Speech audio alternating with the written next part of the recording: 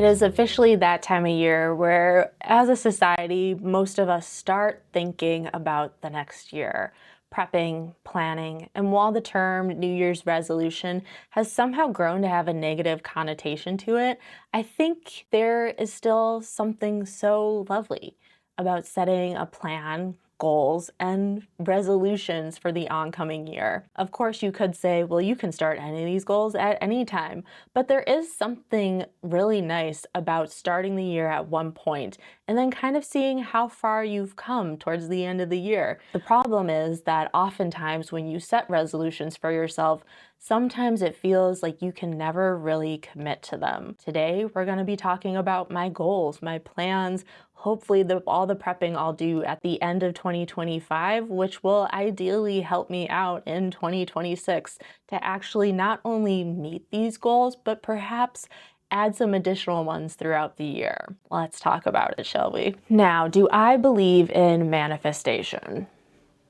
Not particularly. However, I do believe that with the proper preparation and the right tools, you can accomplish a lot. I'm not sitting here saying that my goals are going to be anything crazy. I'm not expecting to become a millionaire in a year. But I do have a lot of goals that I want to accomplish and achieve. And I think they're kind of simple goals, if I'm going to be honest.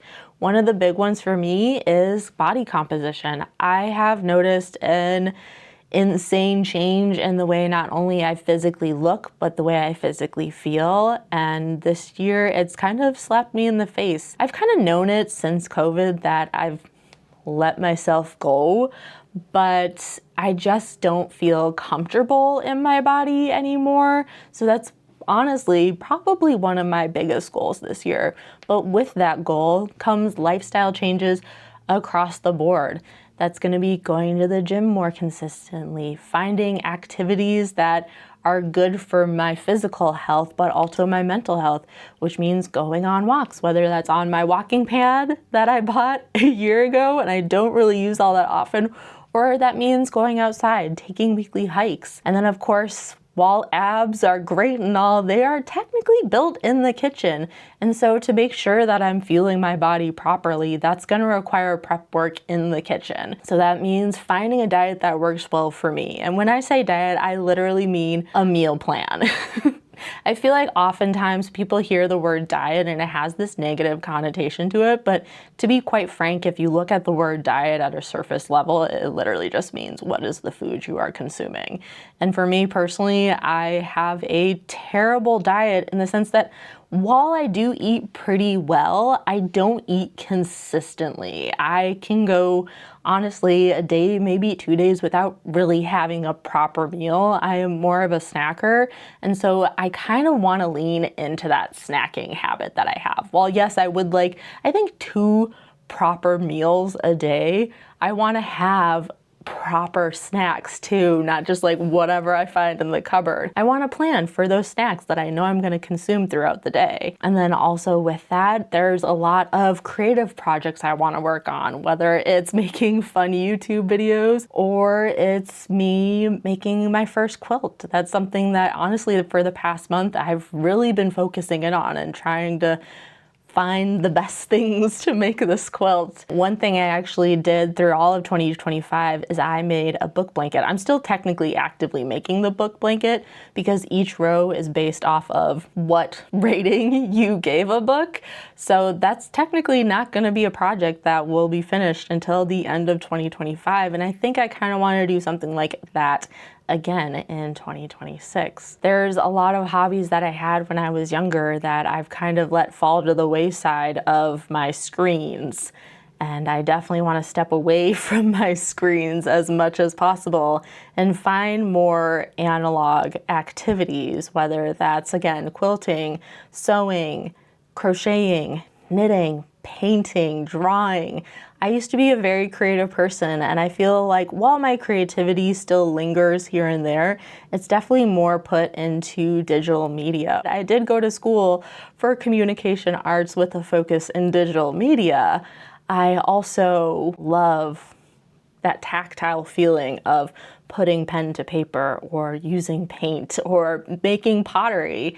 It's something I used to do a lot of and I dearly miss. In preparation to really focus on what I want to prioritize in 2026, I was scrolling through Pinterest. Now, what I do every year for the past 5 years now is I make a Pinterest board, and it's just titled the year that it's gonna be. So 2021, 2022, 3, 4, and now 2026. As I was making my 2026 board, I decided to go back and look at all my other boards. As I was doing so, I found a pin. I don't remember which board it was on. It was just like a little infograph chart of creating a mind map, and I thought creating a mind map would be a really great activity to do while setting goals for 2026. Sometimes it's easy to have all these thoughts and goals, but then it's another thing to really put pen to paper and really focus on what you want to prioritize. And I could sit here, have 20 million ideas of what I want to do next year, but I think really focusing in on like specific key areas and specific key points within those areas is going to be the most beneficial in the long run. So something that I really want to get back into in 2026 is journaling. My biggest issue though when it comes to journaling is I get so excited about the material items, and what I mean by that is I will sit down and buy 20 million different notebooks thinking that each of them are going to have their own specific purpose, and then I just really never end up using any of them. Or what I'll do is I'll go through and make all these aesthetic pages of like how I'm going to use the book, and I might use it for a month, maybe 2 months, but ultimately I always end up quitting on that journal. So I think what I really want to do this year is to just start with one notebook, just one notebook. I'm not going to sit here making beautiful spreads. I'm just going to use it as, I don't even want to call it a junk journal because I feel like that has a very specific connotation to it in the same sense that a scrapbook or a bullet journal has. I just want to have it be my brain dump journal. So whether that's just a random list, whether it's a shopping list, things I want to achieve for the week, whether it's me writing out a story, writing a poem, writing how my day went, doodling. I just want a book that is there for me to put pen to paper, pencil to paper, marker to paper, just something. Now, here's my big issue. I don't really know what kind of notebook I want. I think I do want to get something that I just have and I commit to, and that's what I use. I just love the idea of having these journals that you can look back to over time. And a part of me wants like that hardcover kind of, not necessarily like this one, this is a little thick for what I'm thinking, but something like this where it has the hardcover, there's no spirals, you just open it and you go, and maybe it has a little bookmark tab or something like that. But then another part of me thinks it would be so fun just to collect composition books as we go. And there's something so classic about a composition book and also very nostalgic for me because I remember growing up, composition books were like in every single TV show, every single book. There was actually this one book series, I can't remember the name of it off the top of my head, but I was absolutely obsessed with this book series. It was my whole personality. I remember I actually had a little messenger bag that it was black, but then it had like the this like composition print on it as the like trimming of it, and then inside of the bag itself there was this composition print, and it was scrapbooky in the sense that back in the day, if you had a composition notebook, you were throwing stickers all over it. So a part of me is like, that could be really fun to do. I'm torn between the type of book. I think ultimately though, I will not be getting a spiral notebook because spirals just, I feel, there's something about them that doesn't seem like they have longevity to them. And maybe that's just because in school you always got brand new spiral notebooks every single year. And they are kind of built with the sense of like you tearing out the page and handing in your assignment, at least what they feel like to me. I think I really want to like hone in, focus on like what type of notebook do I really want. Something I've always wanted to try is one of those lifestyle challenges. You know the ones I mean. First, it initially started with 75 Hard, I believe was created by Andy Frisella. He is one of those high intense workout gym bros. And I think in theory, the concept of 75 Hard is great. It's literally supposed to be a deep dive into a lifestyle change. But for myself, and I'm sure for many, it is an intense and extreme change. If you don't know what 75 Hard is, let me tell you. 75 Hard is pretty simple on surface level. For 75 days straight, you must follow a diet with no cheat meals and no alcohol. Now, he never specifies what kind of diet. You can be on any sort of diet, vegan, paleo, the 360 diet, whatever diet works well for you, but you have to be on a specific diet plan and consistently follow it for 75 days straight. You also are supposed to drink 1 gallon of water a day. You have to have 2 45-minute workouts, and one of those workouts has to be outside. I'm telling you, I'm pretty sure this guy lives in Arizona, and a part of me is like, damn, 45 minutes outside? You certainly cannot start this challenge during the winter, but also, if you live in Arizona, I wouldn't personally want to start this challenge in the summer in Arizona, because if you guys have been in 120 degrees, it may be dry, but it's still hot. Next, you're supposed to read 10 pages of nonfiction a day. Okay. And then finally, you are supposed to take daily progress pictures. Now, if at any time you fail to do any of these items within those 75 days, you're technically supposed to reset to ground zero and start all over again.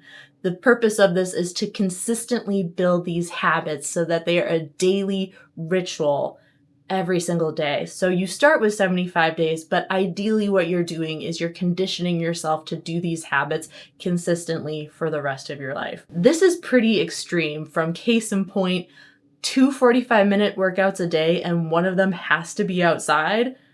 If you live anywhere that has any sort of inclement weather, I'm not doing a 45-minute workout in below 20-degree weather. Sorry, guys. Also, some people specify that a gallon of water a day is just unrealistic. And personally, as someone who has done something to the sense of drinking a gallon of water a day, it can be daunting, but as long as you're consistently drinking water throughout the day, honestly, a gallon isn't too bad. But I definitely understand how some people is like, a gallon can be so daunting, because if you don't necessarily consistently drink water, that's a lot of water. And if you're anything like me and you have a small bladder, you'd be peeing every 5 seconds. You'd be drinking, then peeing, then drinking, then peeing. Honestly, other than those kind of 2 big things, I feel like a 75-day hard is somewhat feasible. Do I like the idea of taking progress pictures every day? Not personally, because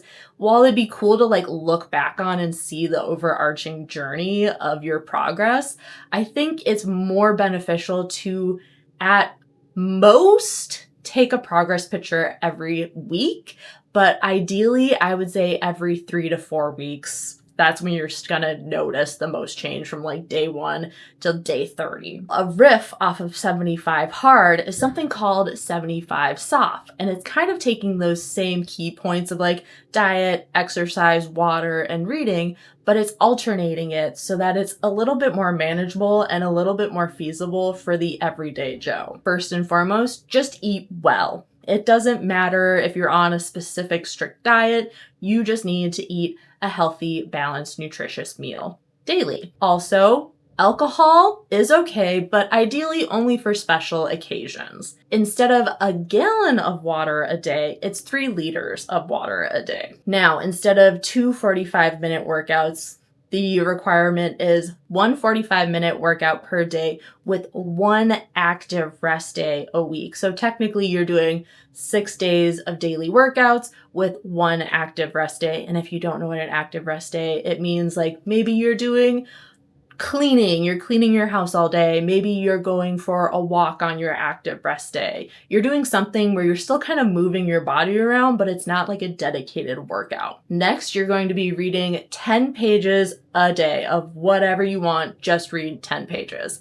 And then finally, no progress pics required. But personally, again, I kind of like the idea of progress pics because personally, I like seeing the progression that you're making with these changes in your life. So I personally would probably do like day 1 progress pic, maybe halfway through the 75 days of progress pic, and then a final progress pic on the last day of the 75 days. Now, when it comes to 75 soft, it doesn't necessarily specify that you have to restart if you miss one of these things, but I think it's kind of implied that you are supposed to restart if you miss one of these items, or maybe you have a day where you just completely don't do any of it. I think that kind of would make sense to restart from ground zero and again, build your way up to 75, because the whole purpose of these challenges is to incorporate consistent habits within your life. Now, as someone who enjoys the occasional book from time to time, there is a new addition to the 75 challenge, and that is called 75 Booked. This was created by Emily Page Books on TikTok, and this is her rendition of a 75 challenge. We have read for 2 45-minute sessions a day. One of those 45-minute sessions has to be outside of your bed. So one can be in your bed, but another one you have to be doing something else, whether you're walking on your walking pad, whether you're on your couch, whether you're in your reading chair, just out of your bed. Next, we have log your reading in a physical journal, and you're doing this daily. So you read your 45-minute sessions, write something down about the book, whether it's like, I couldn't stand this character, or whether it's a synopsis or summary of what you've read so far, or if you finish the book, give it a rating and tell us why you rated it that. However you want to journal your reading experience, do so, but it has to be in a physical book. In addition, of course, you can use Goodreads, Fable, Storygraph, whatever online tracker you utilize already. You are on a book buying ban during the 75-day challenge. And that's pretty much just to ensure that you're either reading from your physical TBR, you're checking out books from the library, you're sourcing books from maybe friends who also read. It's to ensure that you're just reading what you already own and what you have access to. And obviously we want to support our local libraries because it seems like they are always under attack. And the more we support them, hopefully the better off they'll be. Finally, during these reading sessions, you should be drinking a water bottle. Not only drinking a water bottle, but finishing a water bottle in each session. Now, what does that mean? Pretty much it's up to user discretion. So if you just have like a little 8-ounce cup of water, maybe you have a 12-ounce water bottle, maybe you're sitting there with a liter, whatever chalice you are drinking out of, you just have to start and finish that during your 45-minute reading session. So technically you're supposed to, at bare minimum, drink 2 water bottles a day. That is 75 booked. We have learned about various 75 challenges. There's also a 75 medium, which kind of takes the exact same blueprint that 75 hard has and 75 soft has, and it's just something in between the two. A little more strict than 75 soft, but a little less strict than 75 hard. And personally, what I think I want to do is take the best of each of these. I love the progress pics in 75 hard. It's the only one that has progress pics, and one of my goals for the year is to work on my outside appearance. So I love the idea of that, but again, I don't love daily progress pics. At most, I would do weekly progress pics. I love that all 3 of these challenges incorporate reading to some capacity. Now, of course, 75 hard specifies it has to be nonfiction, but I think that's more from the perspective of like self-help kind of reading, where I think the average reader loves to read a good fiction book here and there. But at the same time, I also enjoy the occasional nonfiction read. However, it's more like biographies and memoirs and less self-help. in my arena. So yeah, I'm not sure exactly what key points I'm gonna pull from every challenge, but I think it's a good way to kick off the year. And I also really like the idea of like, if you miss, maybe not per se, like I miss one of my 45-minute reading sessions that I have to start from ground zero.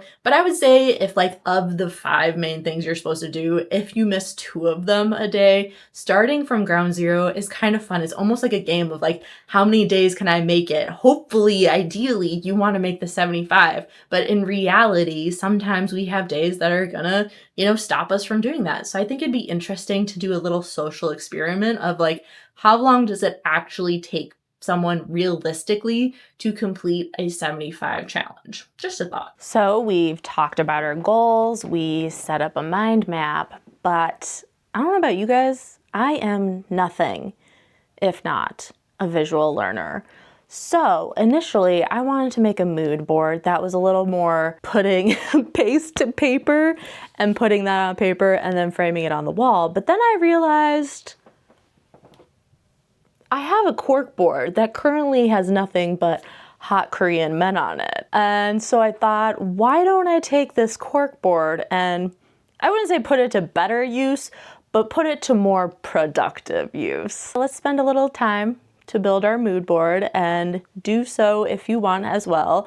Of course, you can always create a digital mood board either on Canva or whatever software you utilize, or of course you can be a little old-fashioned like me and print off your images, or if you have the time and the resources, finding a shit ton of magazines and cutting stuff out that way also works.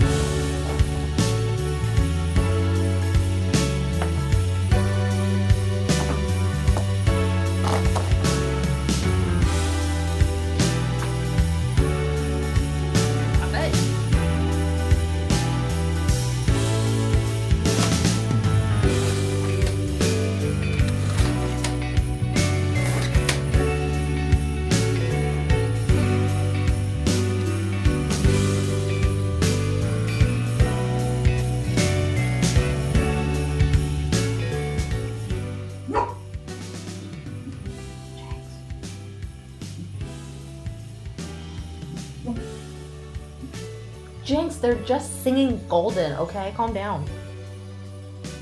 That was so cute.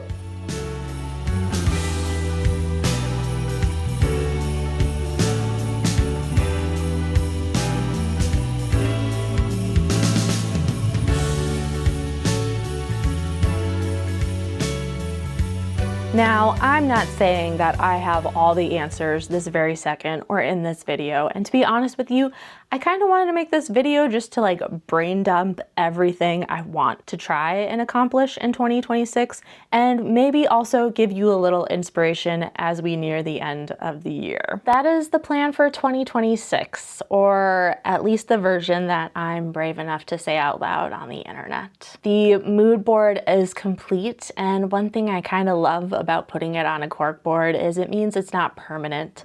I can remove things, change things, add things as I see fit, because as humans, we're ever evolving and our wants and desires at one point in time may not remain the same, even in a few months. So just remember that, and let me know in the comments down below, what are some of your goals and plans for the oncoming year?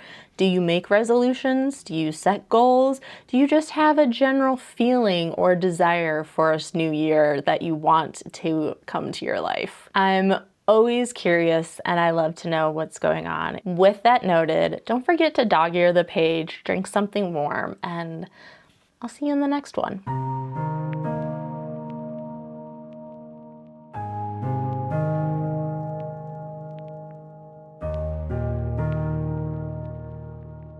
Goodbye.